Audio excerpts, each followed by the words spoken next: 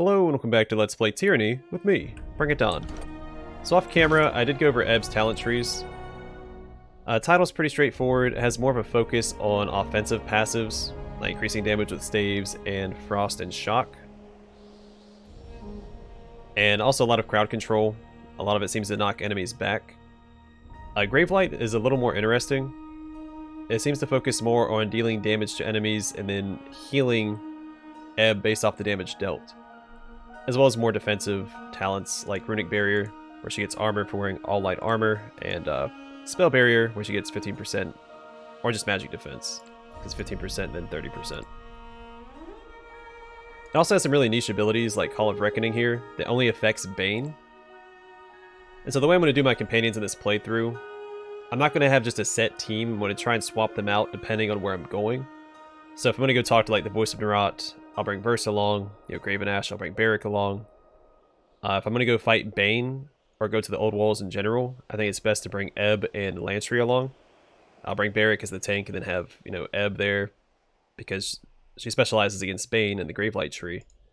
And then Lantry because he's interested in the Old Walls, he's interested in knowledge. And I feel like if I'm ever going to use that passive that I picked up for him, was it Ancient Knowledge or whatever? The Old Walls would be a good place to use that, so. There are a couple of talents I want out of the title tree, like Mother's Embrace. Summon a globe of water to surround the target's head, leaving them to slowly drown. We saw this used against Verse in the fight in Ascension Hall. It prevents spell casting, and it does damage over time. So we're going to grab that, and the Fluid Body seems pretty good. Reduces hostile afflictions to 80% of the duration, so a 20% reduction to afflictions.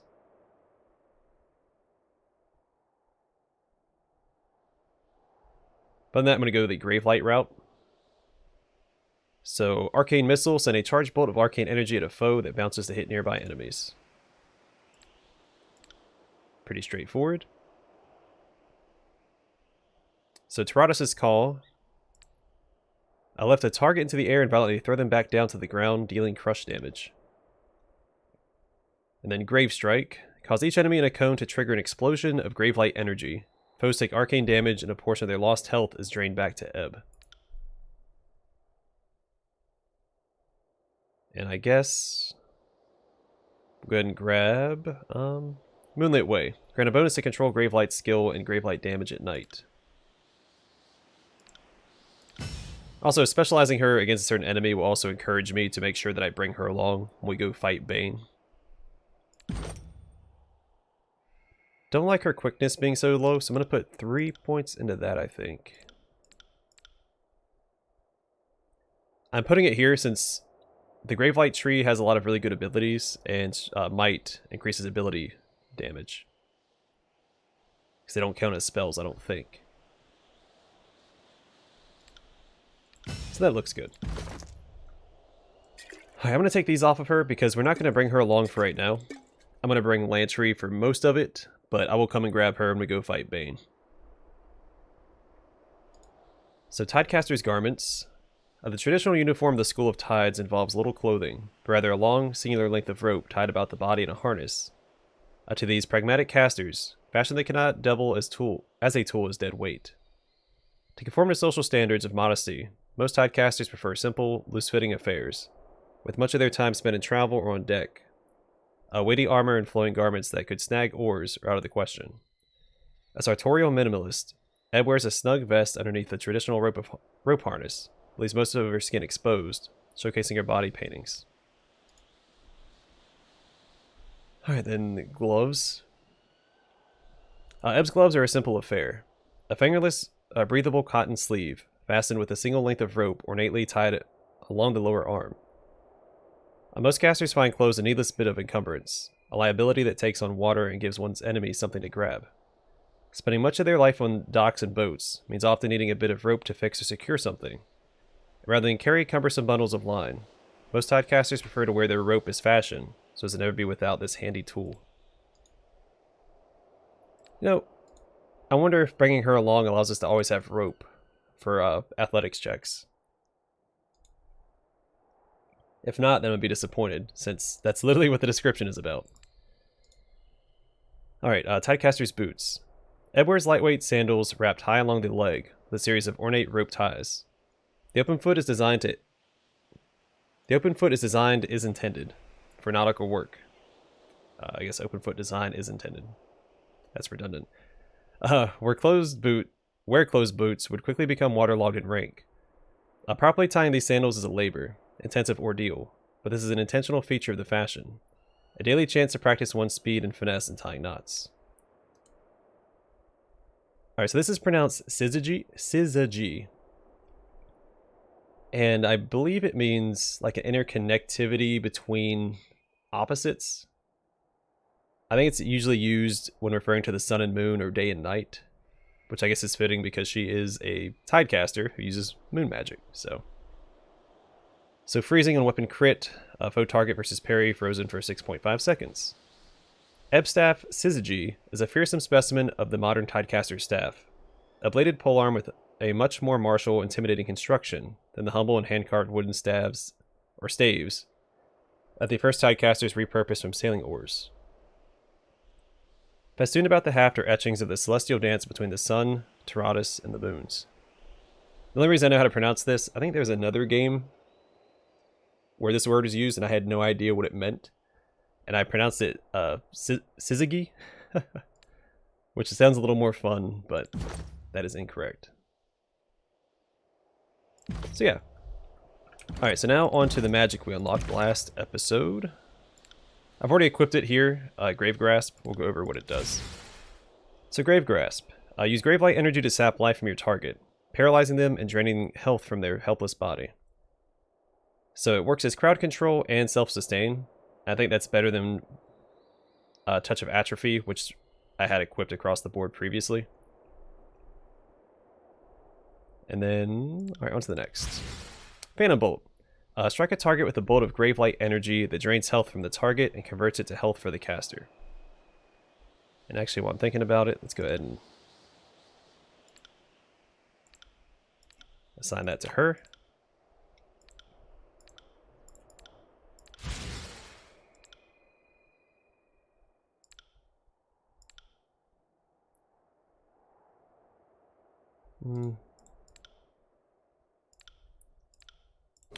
Do it that way, and alright, so Tyranny Light. Release a burst of Gravelight energy. Enemies take arcane damage, while the Bane take greater damage and are dazed. Give that to her. And then Umbral Glow. Create an aura of Gravelight that grants allies a bonus to magic defense. And she can't equip that yet. Alright, so I'm going to put Lantry back in my party. Wait, why is she still glowing?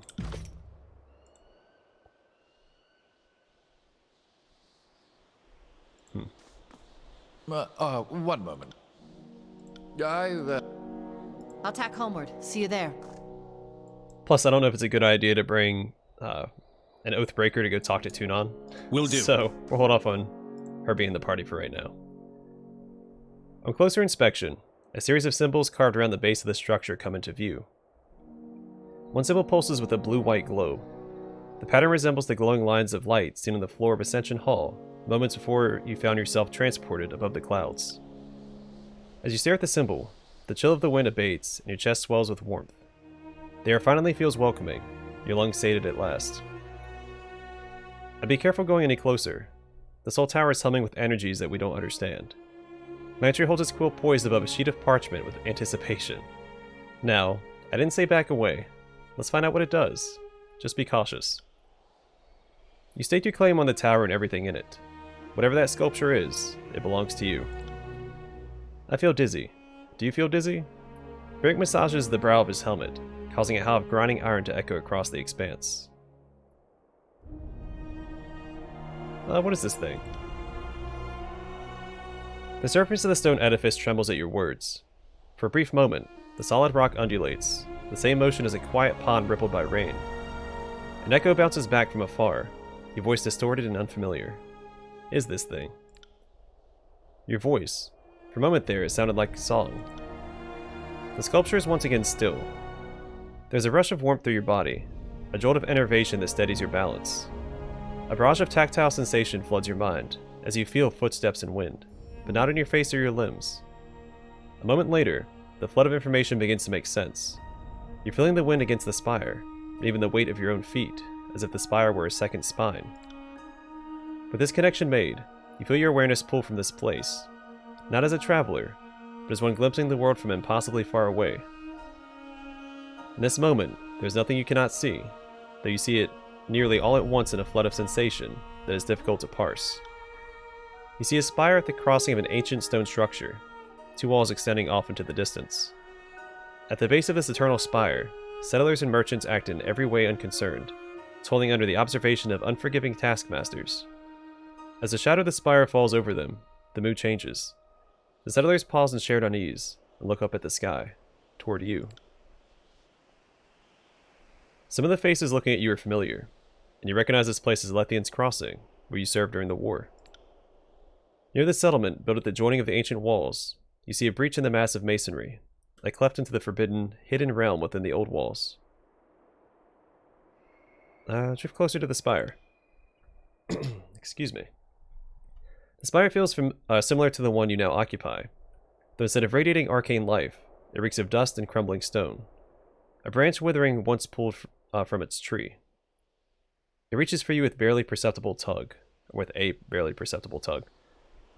into the old wall's entrance. Shadows envelop you, muting all sound and vision with slight delay. There's a feeling of perversion, of wrongness. Whatever arcane power is allowing your senses to drift free of your body seems to falter in this place. Figures haunt the stone halls, drifting emanations of cloud, claw, and fang. They pay you no heed, but you fear them all the same. In the depths of this forbidden place, the deepest chamber is bathed in light.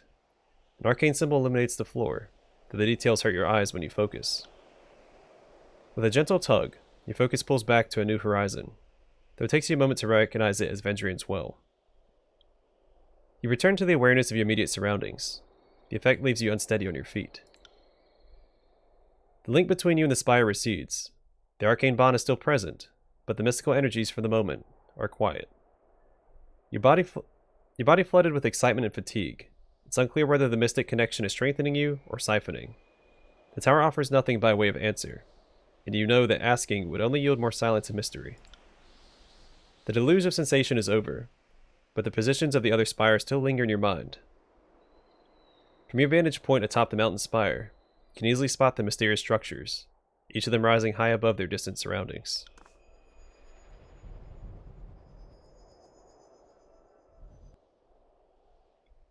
Did you sense that? Lantry signs a long sigil in the air, squinting at you as he works his cantrip. The ripples are everywhere. When you move, the magic of this place stirs and churns.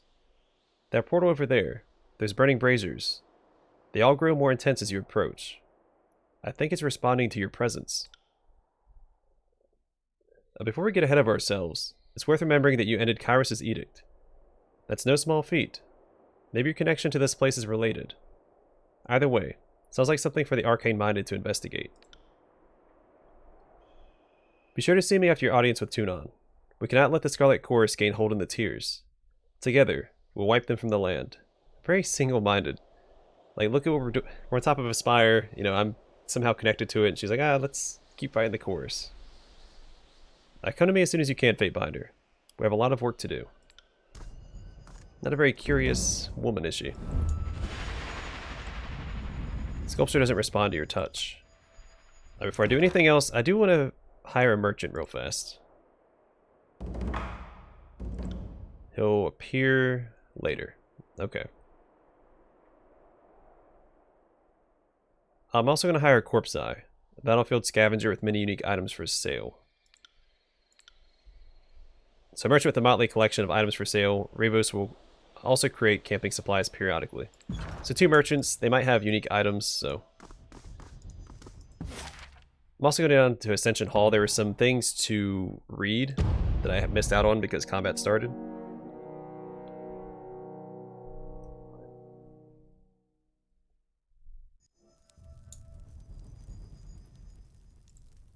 So all that remains of the plates and in the goblets are molded bits of bread and dingy water. A decent meal hasn't been had in this room for a long time. The intricacies of this architecture suggest a master of craftsmanship that is far beyond what would expect from a normal tiersman. The stone throne is caked with a solid layer of dust. No one has sat upon it for quite some time.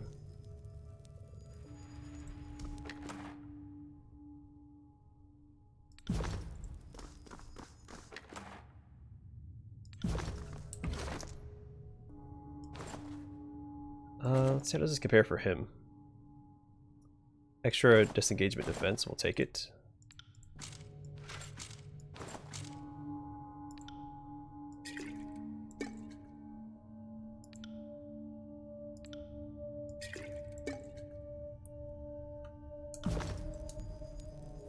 Alright, let's do it once around the... I'll be your shadow.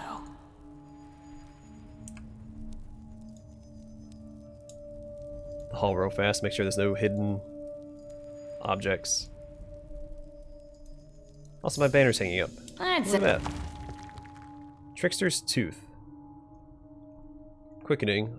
On weapon crit, self, minus 10% recovery time for 14 seconds. This blade of carved bone holds an edge that seems to cut the very air with each swipe, reducing the time between each forward thrust. Hey, that's worth a second. Okay, might be good for her.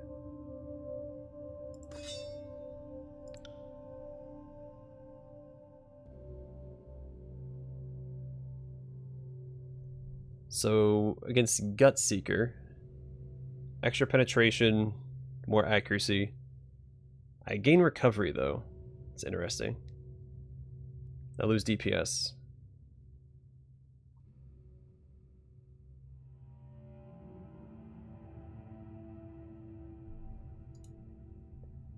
I gain accuracy, though, so I think that...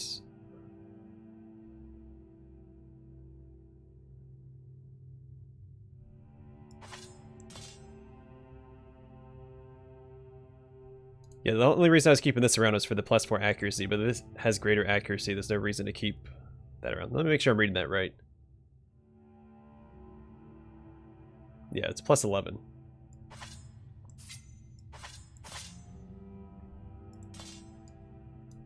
So we'll do that. Glance. You got it. Alright, I'm happy with that. Let's finish going around the hall, and then we'll, I guess, go to the Bastard Not City happening. and talk to Tunon. No dice.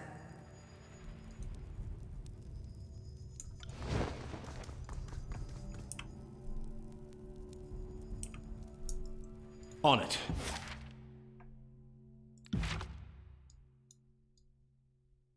So all the way over there. Map's a little bigger than I thought. Well, maybe not that big.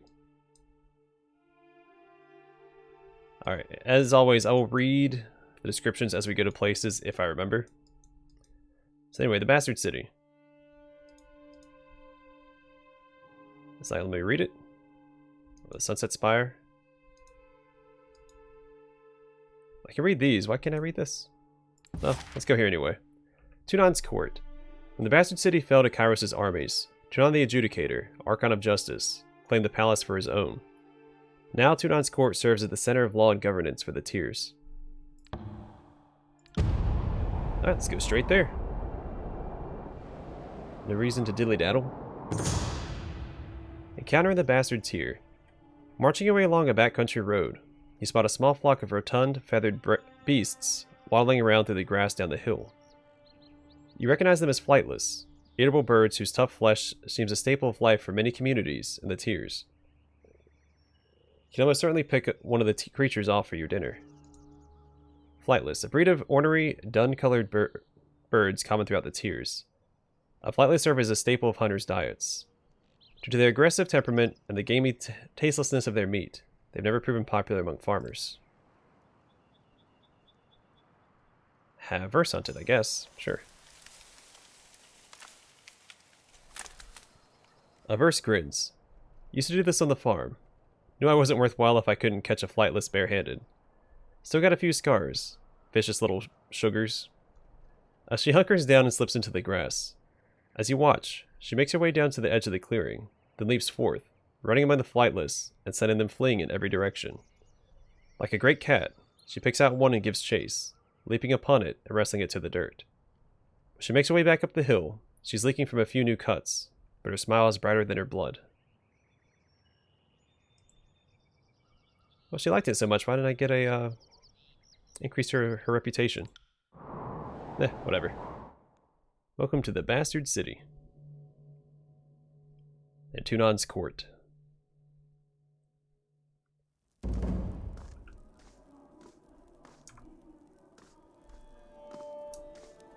Lady Lucretius. Kyros' standard, an imposing sight for both conquered and unconquered alike.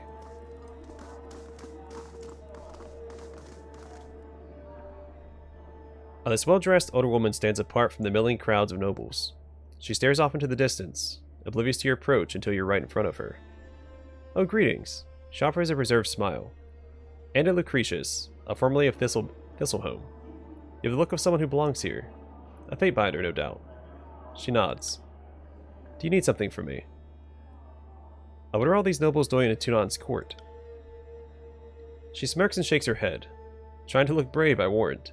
But if you crane an ear to any of their conversations, you'll hear a different tale. 3 years since Tunon set up shop in the Bastard City. We're still getting used to our new masters, and figuring out what we can and can't ask of them. She nods to the assembled nobles. These are smart, ring-plenty folk. The way they approach Tunon, you think they were raised under Tyrant's lash. A Tyrant's lash. Some have come to settle a grievance, others to pledge fealty. I've been standing around long enough to know that the adjudicator doesn't care for empty gestures. Excuse me once again. How has the Bastard City fared since the conquest?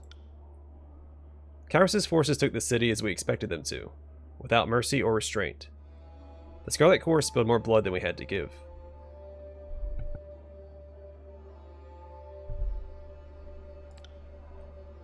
We suffered our share of hardships, but it seems that Kyros... Excuse me, sorry, throat's giving out. Darn allergies. We've suffered our share of hardships, but it seems that Kyros wants us alive. That's a more generous outcome than some of us were led to believe. And what brings a noble like yourself to Tunon's court? A frown cracks her pleasant demeanor. Like the rest of the frightened inbreds here, I came to see Tunon and ask him to right a wrong. My manor was destroyed during the conquest. I told the adjudicator my woes, but we didn't exactly see eye to eye. Tell me of yourself. I'm the daughter of a noble house. We're wealthy enough to live in the city, but our means beyond that were limited. My mother dealt in fish, textiles, and bronze. By the time I inherited, the business was taking care of itself. She sighs. Of course, all that has changed. Thistleholm is no more. My name has none of its former weight. Even if we were still in business, Kyros' laws would stifle our trading rights. Perhaps it's better this way. Among other things, Kyros' laws of quota and sharing meticulously regulates tradable goods. Permits are issued to deserving merchants on an annual basis, but their allowances circulate by a design known only to Kyros and Tunon. A former wool peddler may be restricted to selling only copper, and the subsequent year trade fresh vegetables. What is Thistleholm? A great sight inflates her. It was my family's ancestral hall. The oldest stones dated back to the years when the Bastard City was not but a dozen roofs and wagons clustering for warmth. Compared to the houses of the great lords, it was nothing special. Age had softened the wood, and its queer placement in the warehouse district set it apart from the finer grounds where lords and ladies strolled for amusement. It was a mess, but our mess all the same. I'd invite you over for tea, something stronger even, but only disappoint. You'll find naught there but a gaping hole. What happened? Collateral damage happened. When the adjudicator cast his judgment on the Bastard City, he destroyed the districts of the corrupt merchant kings, their manors, their counting houses, and yes, their warehouses. Jeez. Age dignified Thistleholm collapsed as a massive sinkhole opened under her foundation. The Bastard City's laws may not have been perfect by Kyros' standards, but my family followed them with respect, and never took a copper ring more than we deserved.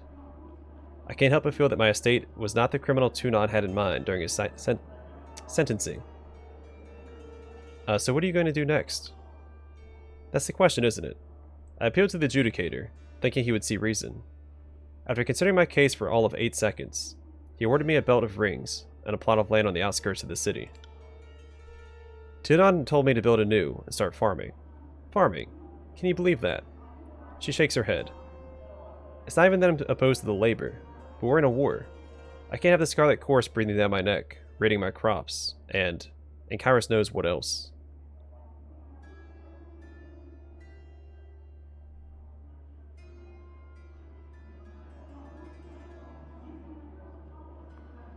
Kyros' laws are made to serve the masses, not the individual. I can appreciate that, especially when there's suffering or corruption on a grand scale. It all makes sense on parchment, doesn't it? She glances to the left and right with unease. I come from a long line of smart, ring-savvy merchants, but even I can't reconcile Tunon's justice with Kyros' law. There's something wrong about it all. Maybe Tunon knows something I don't, or maybe she trails off, shaking her head in doubt. You presume to know more of justice than the adjudicator. No, it's not that at all. I'm saying I don't understand Kyros' law as well as I thought I did. Maybe none of us do. People come here for justice. They usually get a version of it, but it's Tunon's version, not theirs. Half of the time, they don't even get what they wanted out of a ruling in their favor. She shakes her head. The deed to a farm, for instance.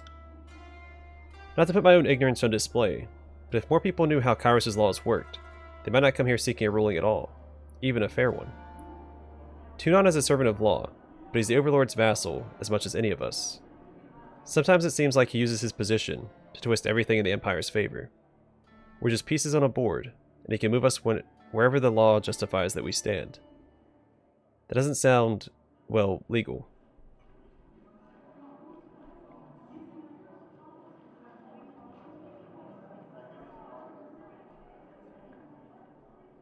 Yet Kyros defines law. It isn't for either of us to question. She sighs. I suppose not. The Bastard City used to have the laws of woman and mankind, but now we have the laws of the Overlord. The people will get accustomed to it in time, and so will I. Good day, Fatebinder. Fatebinder, we have nothing further to discuss. Any petitioners that displease Tunon would meet their fate in the pits below the court. Oh, okay. That's one way to handle it, I guess. Alright, we have a bunch of people up here to talk to. Oh, he's a ghost. Alright, let's go talk to these guys.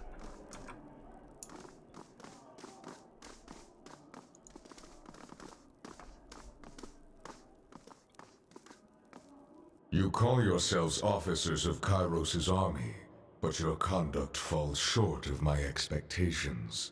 The court finds your accounts of Vendrian's well lacking, rife with misdirection and fallacy, fouled with baseless accusation.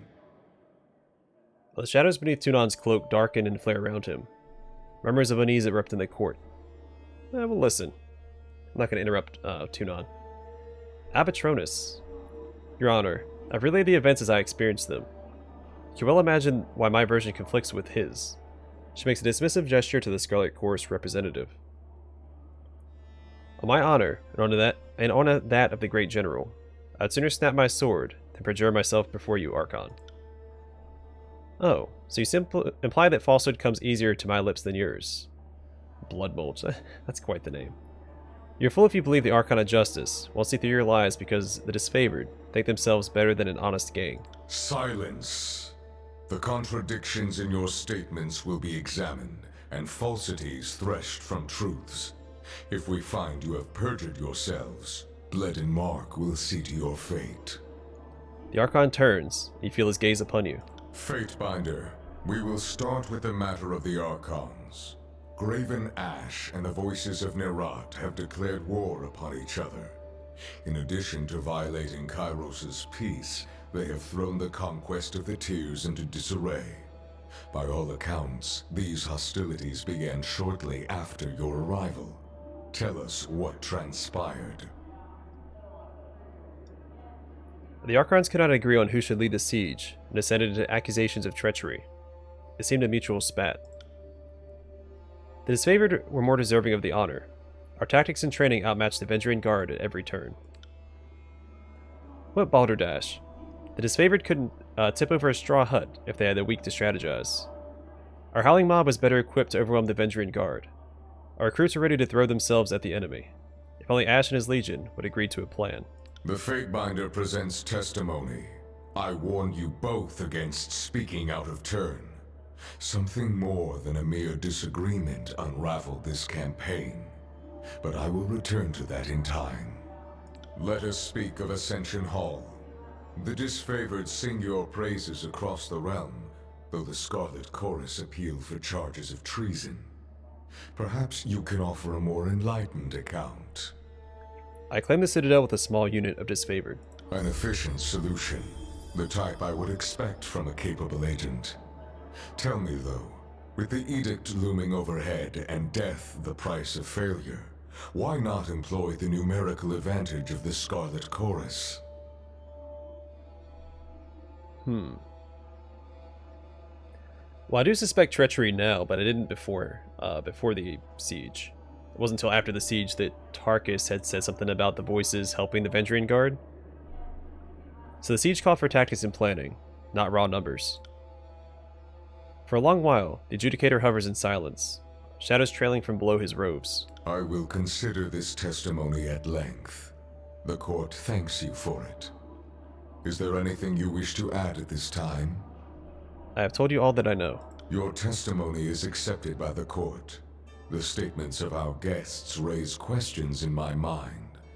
There is much about this campaign that has caused me to wonder. A shipment of iron weapons was short on arrival.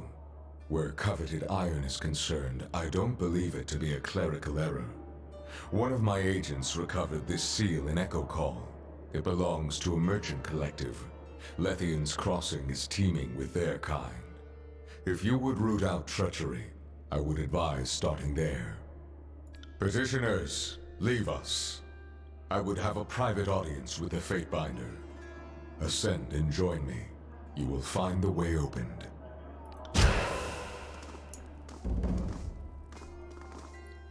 Alright, looks like we have a few people to talk to here.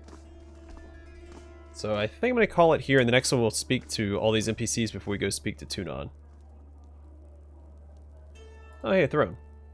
The ornament atop the throne resembles Tunon's mask. It always seems to meet your gaze, regardless of where you are standing. I'm assuming that we can talk to all of the named NPCs, so that's what we'll do next time. Anyway, thanks for watching. See you guys in the next one.